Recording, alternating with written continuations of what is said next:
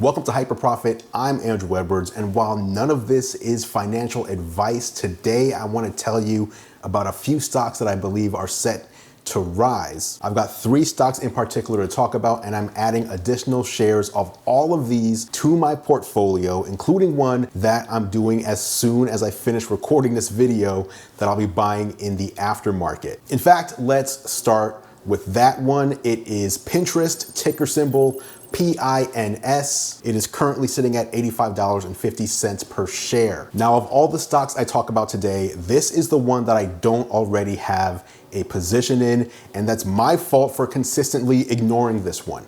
Today, Pinterest reported earnings and its Q4 revenue grew 76% year over year to $706 million, which beats the estimated $643 million.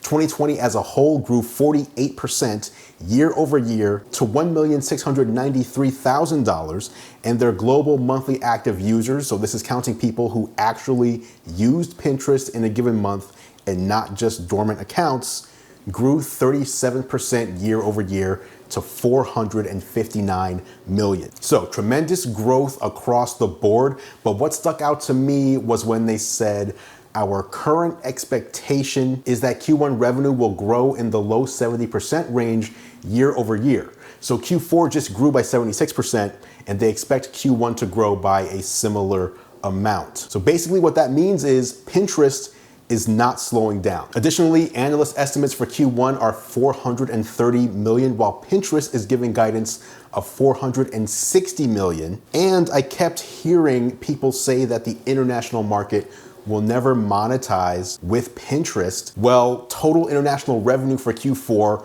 was 123 million, an increase of 145% year over year.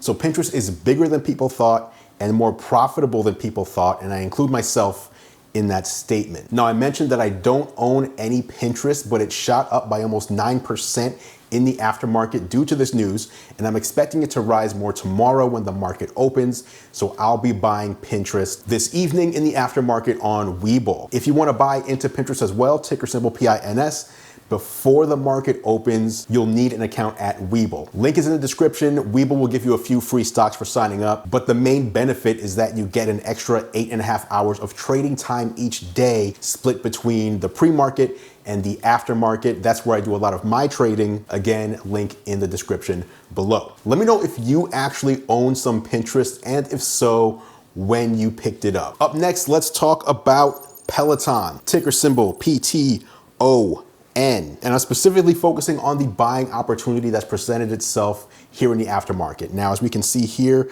I currently own just over 73 shares of Peloton at an average cost of $82.43. And currently it's sitting at $145.35, giving me almost a 77% return.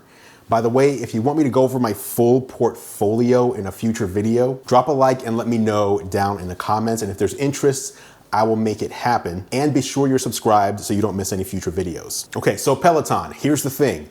Earlier today, before earnings, Peloton was sitting at $157. The drop seems to be due to the fact that they're carrying a substantial number of deliveries all the way into Q3. In other words, when people order a Peloton bike or tread, they're waiting a very long time for that delivery because Peloton just can't make them fast enough. Now, this is going to be addressed with the acquisition of Precor, which Peloton just closed on, by the way, as well as an investment of over $100 million in air freight and expedited ocean freight over the next 6 months to improve delivery times. That said, Peloton has had a 1% increase in spend on sales and marketing, which is almost nothing, while gaining an additional 800,000 users, growing paid digital subscriptions by 472%. 472%, which is unreal. In addition, their churn rate is a ridiculously low 0.08%. In other words, when people sign up as a Peloton member, they stay Peloton members. So while the stock is down about 8% after hours, I don't see it staying there for long. get in and buy while it's low so you can ride it back up. Now again, if you use Webull, the aftermarket and pre-market are probably gonna be the place to buy this before opening tomorrow, in my personal opinion. But again, I'm not a financial advisor, so this isn't financial advice. Always do your own due diligence. Last on the list, we need to talk about Apple, ticker symbol AAPL. As you can see here in my portfolio, I own just over 318 shares of Apple at a cost of about $117 per share. It is currently sitting at $137.16, giving me a total return of about 17%. Now, in case you're unaware, it's really hard to go wrong by investing in Apple in general, but the company just had a monster quarter, seeing double-digit growth in every category. That's smartphones, tablets, aka iPads, Macs, wearables, and services. However, the big news being reported today by CNBC is that Apple is near finalizing an agreement with Hyundai Kia to make an Apple-branded autonomous car at the Kia assembly factory in Georgia.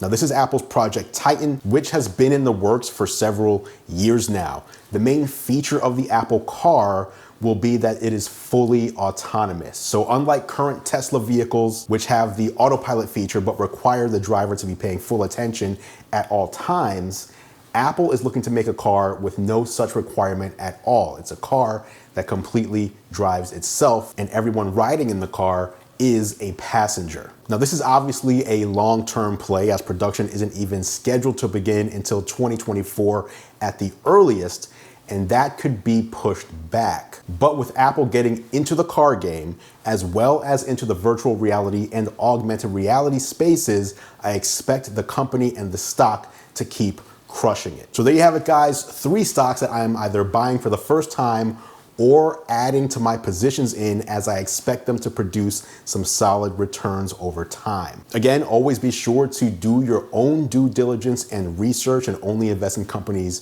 that you believe in. Let me know what you think about my picks, as well as any you're looking at, down in the comments below, and I will meet you there for further discussion. Thanks for watching as always, guys. I appreciate your support.